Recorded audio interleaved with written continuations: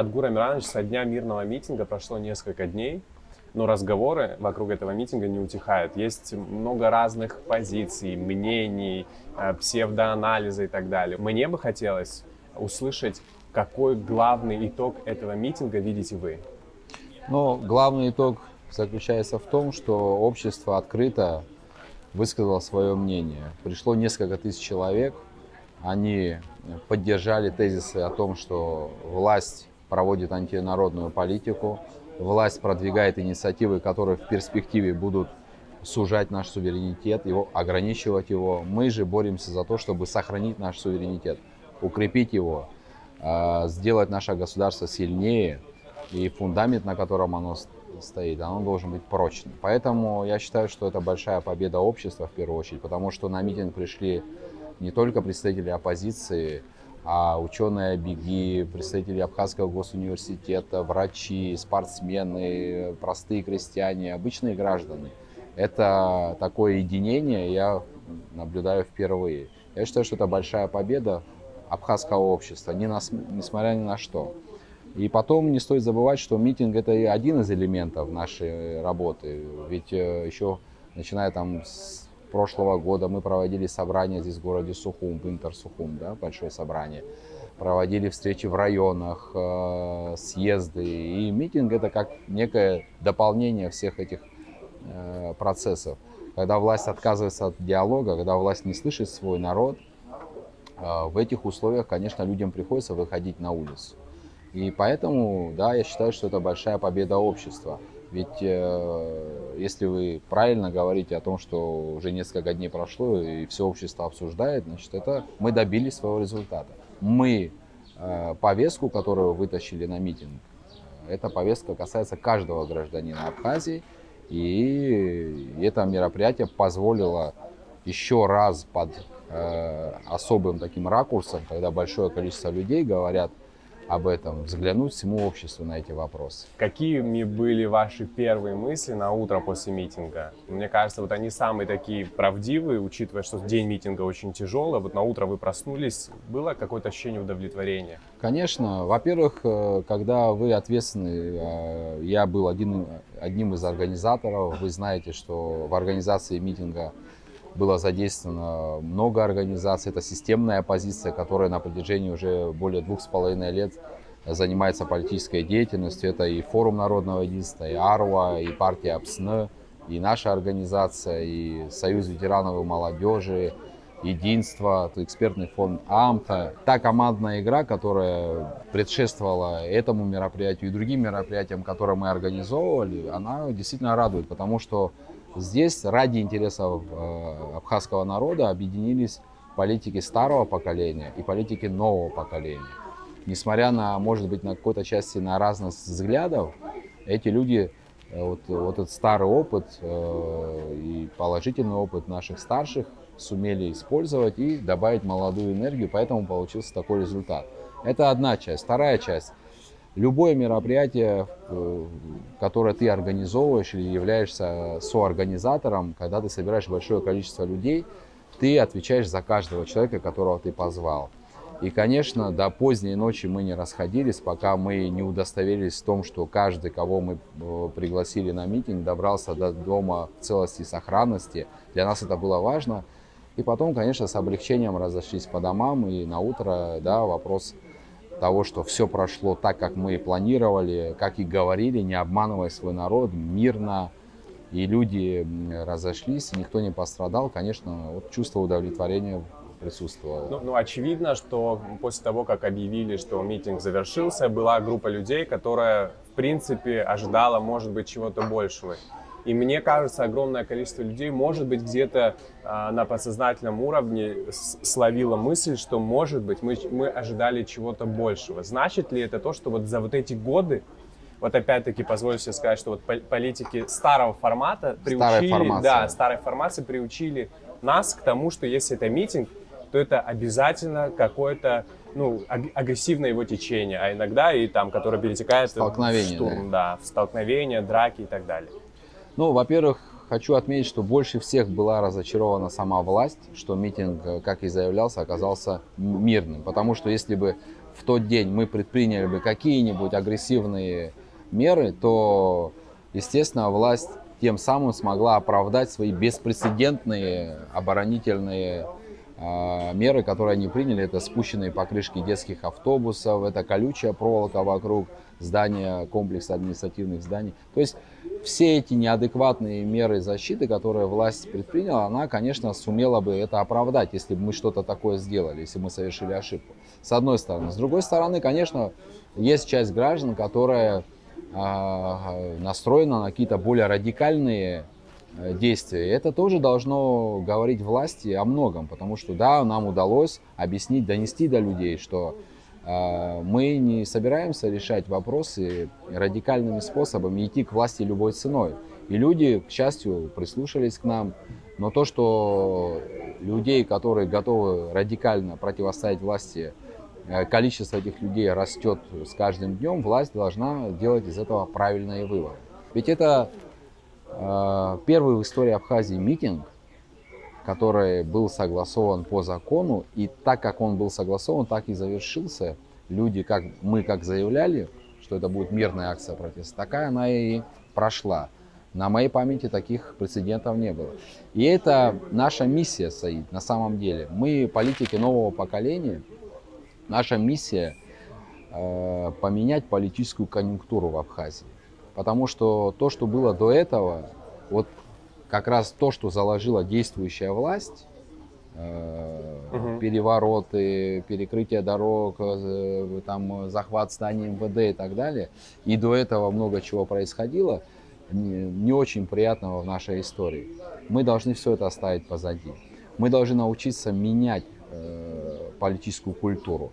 И самое главное, и, на мой взгляд, тот раскол, который существует в нашем обществе, мы обязаны его оставить, мы обязаны избежать того, чтобы политики нового поколения, кого бы они ни поддерживали, вот этот раскол мы не переняли. То есть сегодня много молодых людей включилось в политическую жизнь. Есть сторонники действующей власти, есть те, кто оппозиционно настроен, есть нейтральные люди. Если нам удастся, а я уверен, что нам удастся, мы не позволим, чтобы вот этот раскол перешел на наше поколение, выстроить новый стиль, новые подходы, новую политическую культуру. Это будет большая победа для нашей страны, для нашего будущего. Это укрепит наш суверенитет и укрепит наше будущее. Прошло несколько дней, уже есть возможность проанализировать. Вы наверняка получаете обратную связь. Вот такие мирные акции протеста в обществе, они отражаются больше положительно, или все-таки общество пока еще не хочет вот таких мирных акций и готово Безусловно, больше бороться? конечно, люди очень положительно воспринимают такой исход, потому что люди устали от напряжения, люди устали от столкновений, люди в целом не хотят продолжать то, что было все эти годы. Приходит новое время, и новое всегда побеждает старое. И новое время диктует новые методы политической борьбы. Мы никоим образом не должны бороться за власть любой ценой, как это было, допустим, вот как делала прошлая оппозиция. Это недопустимо. Наша задача не только прийти к власти, но и сформировать позитивную повестку, поменять политическую конъюнктуру. Еще раз говорю, все, что связано с переворотами, с погромами, это надо оставить в прошлом. Но это не говорит о том, что если власть будет наращивать свою антинародную повестку, если власть не откажется от этих своих антинародных инициатив, конечно, в какой-то степени это может спровоцировать какие-то агрессивные действия, неконтролируемые действия. В конце концов, мы должны расширять диалог, общественную дискуссию. Власть должна перестать принимать решения кулуарно, пытаться подменой понятий, допустим, как это происходит с законом об апартаментах. Ведь это же очевидно, что это подмена запрета на приобретение жилья иностранными гражданами. Просто это называют апартаментами и пытаются таким образом, совершая какое-то политическое мошенничество, все это провести. Поэтому власти необходимо от этого отказаться. 30 мая мы увидели беспрецедентные реально меры по защите власти, которые, в принципе, сама власть и предпринимала. И тут об этом тоже, и вы говорили, как-то отличился министр обороны. Вы в числе ряда других организаций направили в парламент обращение, в котором просите провести открытые слушания, ну, на которых хотели бы обсудить превышение полномочий министра обороны. Чего вы ждете от этих слушаний? Были ли, может быть, у вас какие-то личные разговоры с министром обороны или с кем-то из представителей Министерства обороны? Нет, с министром обороны у нас не было никаких личных разговоров. Чего мы ждем? Мы ждем, чтобы Народное собрание, парламент, где представлены люди, которых направило туда общество, сумеют организовать открытую площадку, на которой мы зададим вопросы министру обороны, Министерству обороны, вообще власти в целом, на каком основании они использовали технику Министерства обороны для того, чтобы охранять администрацию президента, когда граждане проводят мирную акцию протеста. То есть техника, которая предназначена для защиты нашей страны от внешнего врага, используется для того, чтобы защищать антинародные инициативы власть от собственного народа. Хотя этот, собственно, и сам народ не собирался ни на кого нападать. Здесь прямое нарушение законодательства. Мы должны задать эти вопросы и услышать ответы. Ну, Адгур Амиранович, мы всей страной наблюдали за тем, как вы подавали в суд на Генеральную прокуратуру за бездействие в вопросе Вела Чквар. И вообще вот как бы проходило внутри АНД какое-то внутреннее расследование, по результатам которого и были выявлены там 50 миллионов рублей хищений и так далее. В ответ вообще просто полное игнорирование и тишина. Вот, допустим, вот тут в вопросе с министром обороны вполне возможно тоже будет в ответ полное игнорирование и тишина. И ряд других вопросов, которые вы, очевидно, для всех пытаетесь решить в законном русле, но они не получают какой-то законной реакции. Вот в таких случаях что делать оппозиции? Саид, история Абхазии не заканчивается сегодня или завтра. История Абхазии будет длиться тысячелетиями. Поэтому у нас всегда возникает в обществе, если вы обратили внимание, когда там происходит смена команд, власти, почему никто никого не наказывает. Вот то, что мы делаем сейчас, это обращение в прокуратуру, наши обращения в Народное собрание, все эти законные методы борьбы, это основание, если сегодня должным образом те органы, те представители власти, которые обязаны реагировать, не будут реагировать, это основание для того, чтобы завтра, юридическое обоснование для того, чтобы завтра уже привлекать их к ответственности.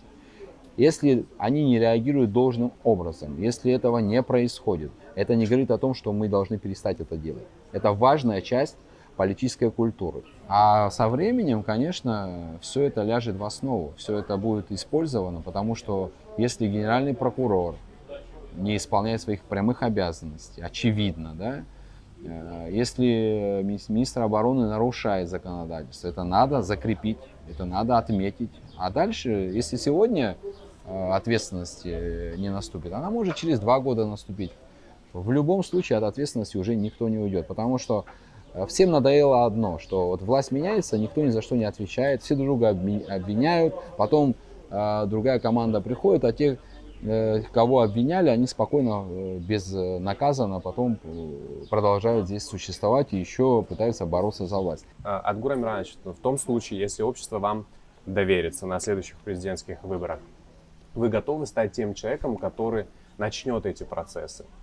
Конечно, мы готовы. Не только я и наша вся команда готова, потому что надо положить конец этому беспределу, абсолютной безнаказанности, когда люди позволяют себе грубо нарушать законодательство, когда чиновники богатеют у нас на глазах, используя государственное имущество. Ну вот есть ряд примеров, да? Надо этому положить конец. А как этому положить конец? Надо наказывать в рамках закона. Поэтому все, что мы сегодня делаем, мы делаем в рамках закона, чтобы, придя во власть, если общество нам доверит, чтобы нас никто не мог упрекнуть, что мы нарушали сами закон, и мы будем требовать от всех соблюдения закона. А те, кто допустил расхищение государственного имущества, проводил антинародную повестку, сужал наш суверенитет, делал наше государство слабее, все, конечно, будут привлечены к ответственности. Это неизбежно. Это просто крайняя необходимость. Это тот этап, через который, вот этот барьер, через который история Абхазии не может, к сожалению, перешагнуть. Его надо обязательно перешагнуть. Если мы его не перешагнем, мы просто будем стоять на месте. Вот если говорить о политике новой формации, сразу после выборов вы поздравили Аслана Георгиевича Бжани. Очевидно, наверное, это уже был такой сигнал к тому, что вы готовы по-новому вести и оппозиционную политическую деятельность. Потом что пошло не так? Ну, сейчас говорить о деталях мне сложно, но первые вопросы у нас возникли к кабинету министров. Потому что кабинет министров Республики Абхазия, действующий кабинет, это символ застоя, символ всего старого, символ устаревшего. Когда мы стали предъявлять кабинету министров обоснованные претензии, предлагали какие-то инициативы, кабинет министров крайне неадекватно стал реагировать. Вы помните неоднократные заявления пресс-службы кабинета министров, где чуть ли не в оскорбительной форме они пытались нам отвечать. И мы получили полное непонимание, полное отторжение всех инициатив и предложений, которые мы предлагали. Хотя это все было объективно. Например, когда мы говорили о том, что легализация майнинга — это большая ошибка, нам говорили, что это абсурд.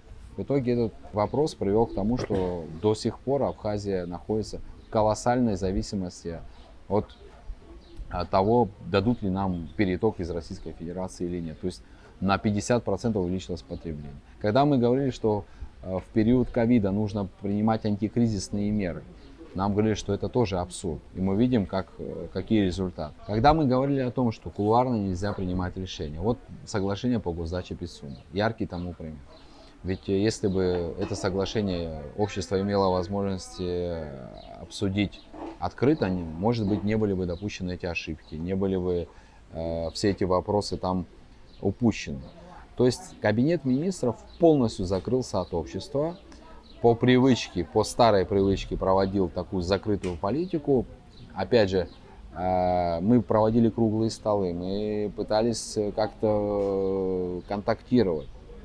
Кроме оскорблений, кроме критики со стороны кабинета министров, мы ничего не услышали. И, к сожалению, президент Аслан Бжани никаким образом на это не смог повлиять.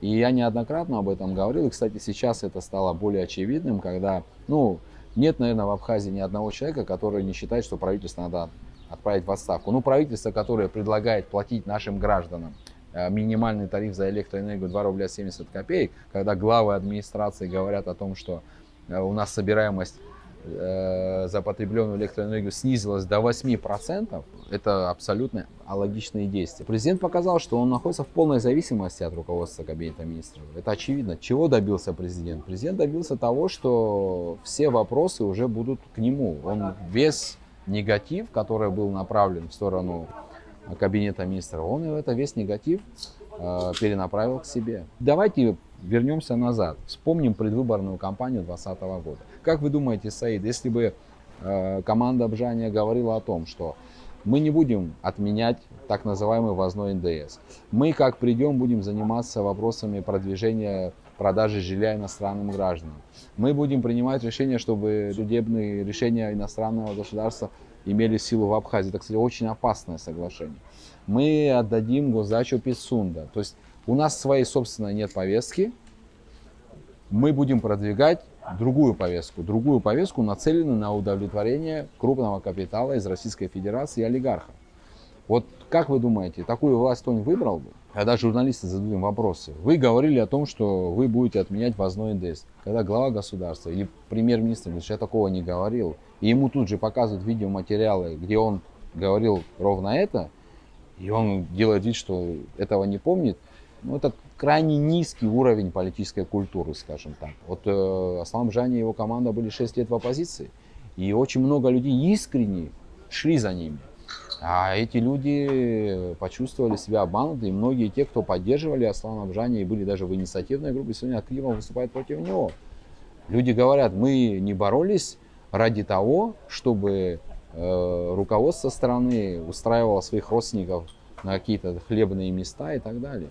И для того, чтобы они проводили вот эту антинародную повестку. Мы боролись тогда вместе с ними, чтобы в стране что-то изменилось. По сути, что изменилось в стране, если только хуже не стало?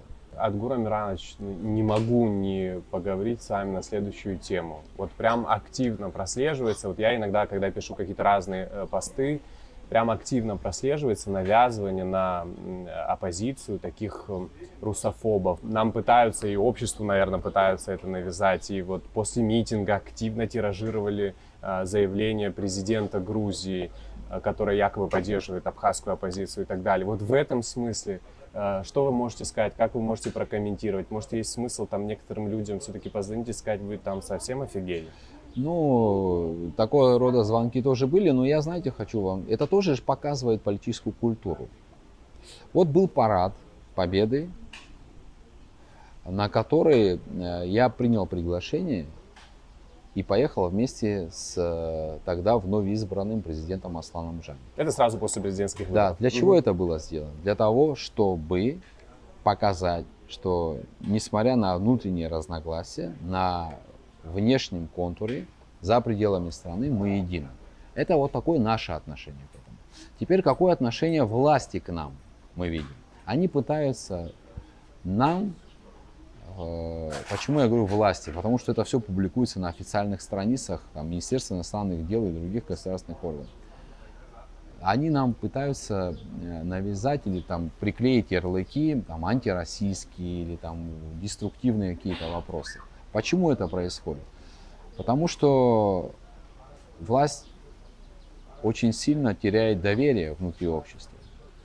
И они пытаются заручиться поддержкой, может быть, за пределом, как бы, легализовать свои какие-то действия, опираясь на поддержку извне. Хочу вам сказать, что это абсолютно безрезультатные попытки, потому что мы же общаемся с нашими коллегами. Ну, я много лет работал в правительстве, у меня до сих пор сохранились контакты в администрации президента, в других органах власти. Не буду сейчас перечислять.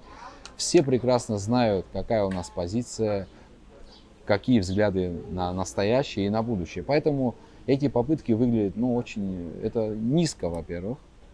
Нельзя, это, Ну, знаете... Меня очень раздражают, Ян. Я хочу вам сказать, что если бы сейчас, давайте, ну, порассуждаем. Если бы сейчас был бы 37-е года, вот, там, стали. Это, знаете, как были же среди нас граждане, которые там писали письма против... Да. Это вот примерно что-то такое. Это когда ты на часть своего общества, большую уже часть, указываешь пальцем нашему соседу, большому соседу, нашему союзнику, нашему брату, что вот видите, эти люди не против нас, власти, а против вас.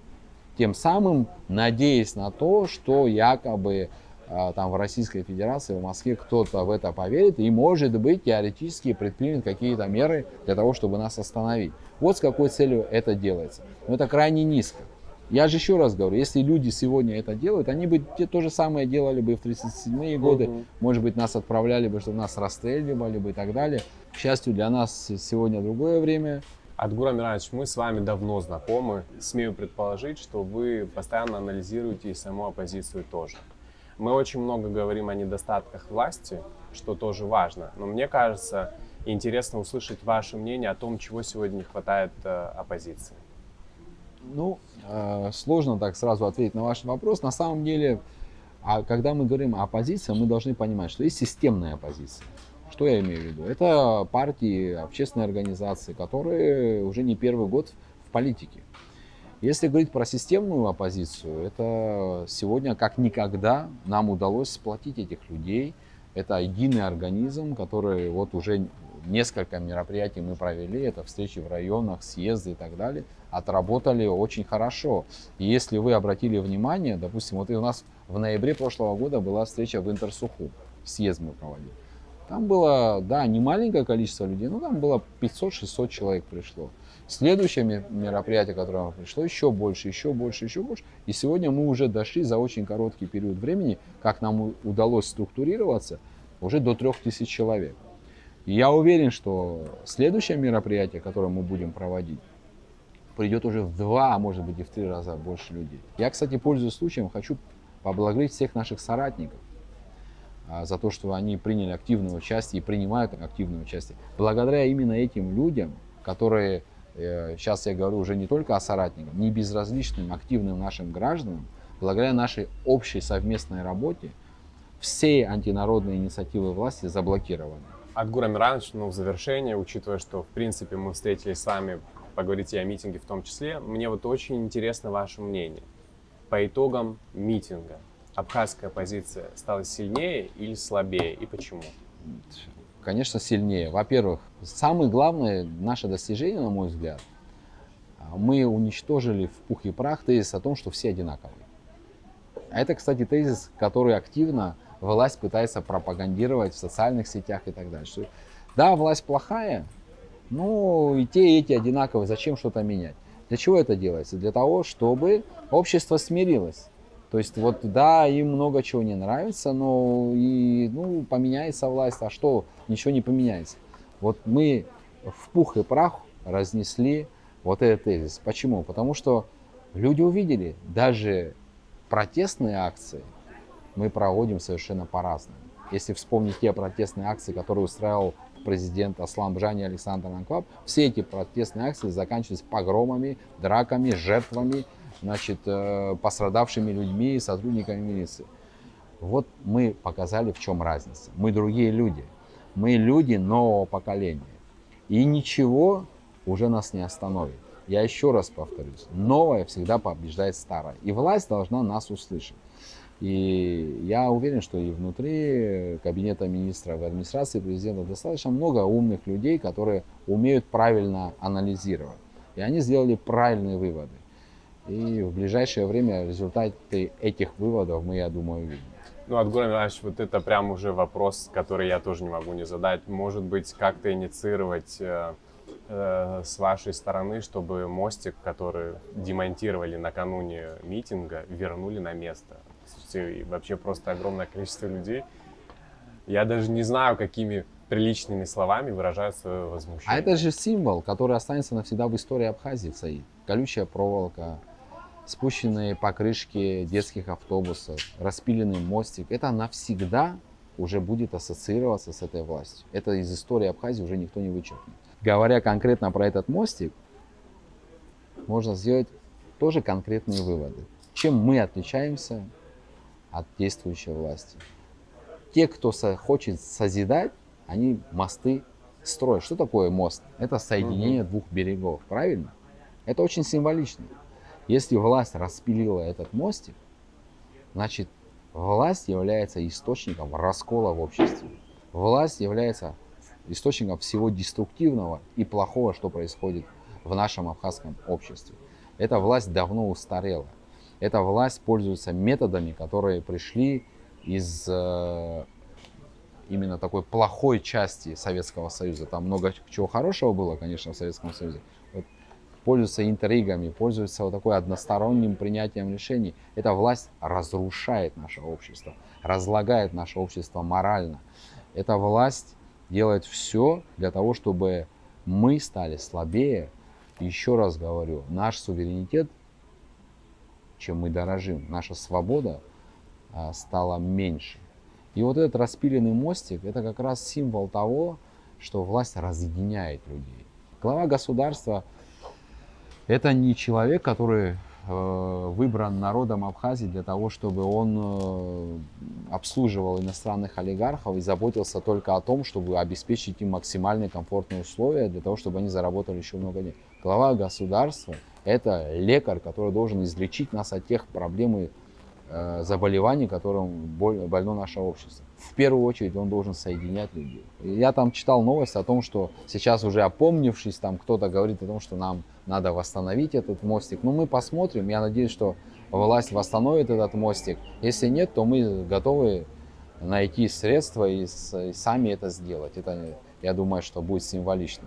И мы построим не только этот мостик, Саид, мы построим много мостов, и в буквальном смысле, и так мы соединим наше общество. И завершая, еще раз хотел бы подчеркнуть главный тезис о том, что мы не позволим сдать нашу страну, мы не позволим снизить, ущемить наш суверенитет. Мы будем делать государство наше крепче и сильнее. И мы не допустим, чтобы политики нового поколения, вот наше поколение, переняло вот тот раскол, который заложили такие личности, в первую очередь, как Александр Анклав. Это человек, который, один из тех авторов нашего сегодняшнего раскола. Крайне важно не перенять все это. И дальше мы будем развиваться и строить и мосты, и дороги, и соединять общество. И мы все как один кулак будем работать дружно, как это было после войны, как это было перед началом войны. И будем достигать больших побед в мирной жизни.